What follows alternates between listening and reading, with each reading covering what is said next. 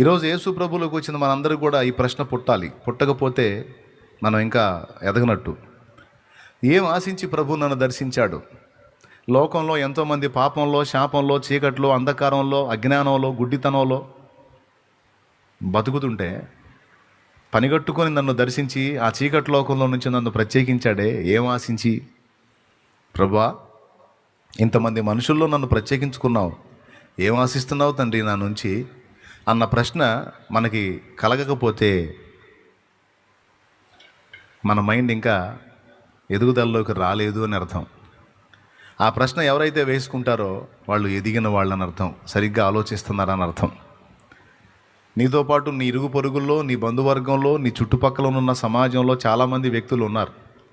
నీకంటే చదవర్లు, జ్ఞానవంతులు, అన్ని రంగాల్లో నీకంటే ముందంజలో ఉన్నవాళ్ళు చాలామంది ఉన్నారు. కానీ వాళ్ళెవ్వరికి నీకు పరిచయమైనంతగా యేసు పరిచయం కాల. యేసును గూర్చి నీకు తెలిసినంతగా వాళ్ళకి తెలియలే. ఇంతగా నీకు తను బయలుపరచుకోవడానికి గల కారణం ఏంటో,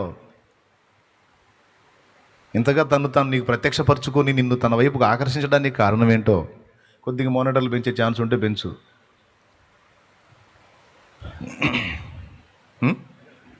ఏమై ఉంటుంది అనే ప్రశ్న నీకు కలగాలి. ఎందుకంటే జక్కే కలిగింది, నీకు కూడా కలగాలి.